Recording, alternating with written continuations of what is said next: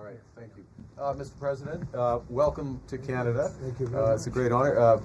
Happy birthday. A few days short. A little bit. A few days short, but didn't have a chance to see you on the day. Happy birthday to the U.S. military as well, 250th, and this is the 50th birthday, if you will, of the G7.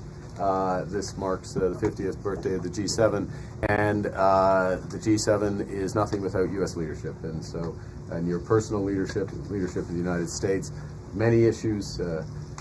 Geopolitics, economic, technology, and working hand in hand with the United States, Canada and the United States, and the other G7 partners with your leadership.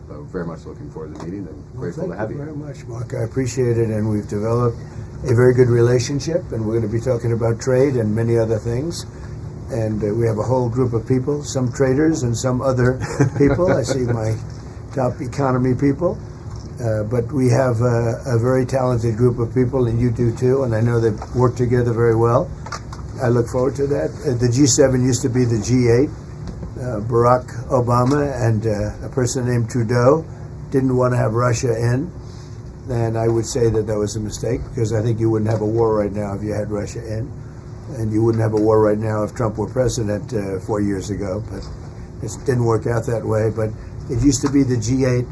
And now it's, I guess, what's that, 8 years ago, it switched over. They threw Russia out, which I claimed was a very big mistake. Even though I wasn't in politics then, I was very loud about it. It was a mistake in that you spend so much time talking about Russia, and he's no longer at the table. So it makes life more complicated. But you wouldn't have had the war.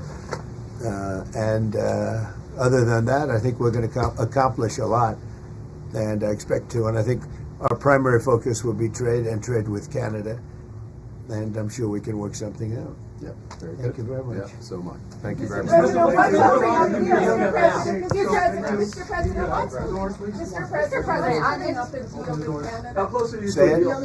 what is holding up a deal with Canada from your perspective? It's not so much holding up. I think we have different concepts. I have a tariff concept, and Mark has a different concept, which is something that some people like. But we're going to see if we can get to the bottom of it today. I'm a tariff person. I've always been a tariff. It's simple, it's easy, it's precise, and it just goes very quickly. And I think Mark has a more complex idea, but also very good.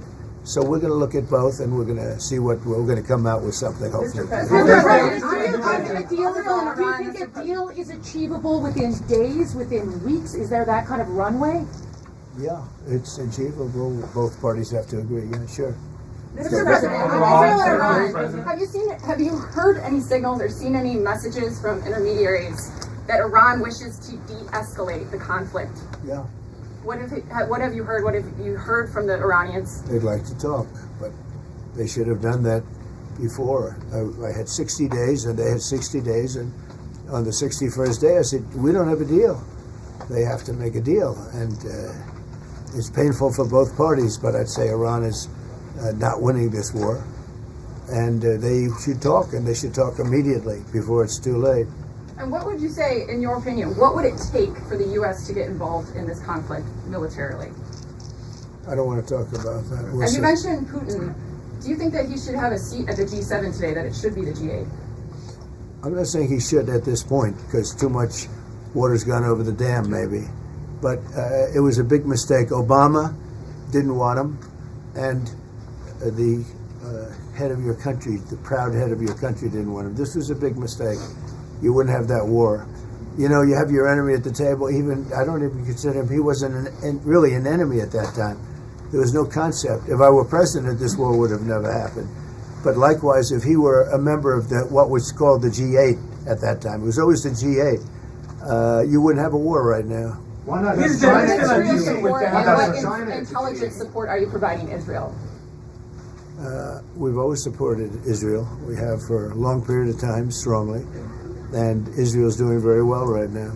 Why not have China as the G8? Why not have China here, the biggest economy in the world after the United States? Well, it's not a bad idea. I don't mind that. If somebody wants to suggest China coming in, I think we suggest. But you want to have people that you can talk to. You know, they don't talk.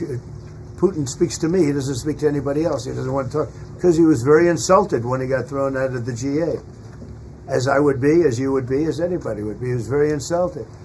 And, I mean, he was thrown out by Trudeau, who convinced one or two people, along with Obama. He was thrown out, and he's not a happy person about it, I can tell you that. He basically doesn't even speak to the people that throw him out, and I agree with him. Go ahead. On immigration, why are you ordering ICE to target Democratic inner cities? What's behind that? I don't know what you're saying. You did a post last night where you said you want ICE to really target Democratic. Yeah, I want them to focus on the cities, because the cities are where you really have what's called sanctuary cities, and that's where the people are. I look at New York, I look at Chicago. I mean, you got a really bad governor in Chicago and a bad mayor, but the governor's probably the worst in the country, Pritzker. But I look at how that city has been overrun by criminals, and New York and LA, look at LA. LA, those people weren't from LA, they weren't from California, most of those people, many of those people. And yeah, that's a focus. Biden allowed 21 million people to come into our country. Of that, vast numbers of those people were murderers, killers, people from gangs, people from jails. They emptied their jails out into the U.S. Most of those people are in the cities. All blue cities. All blue cities. All Democrat-run cities. And they think they're going to use them to vote. It's not going to happen. It would take 2 weeks to decide if Thank you. If you don't mind, I'm going to exercise my role, if you will, as G7 chair, since we have a few more minutes with the president and his team, and then we actually have to start the meeting to address some of these big issues. So, alors merci beaucoup pour vos questions. Thank you. That's it. Thank you very much.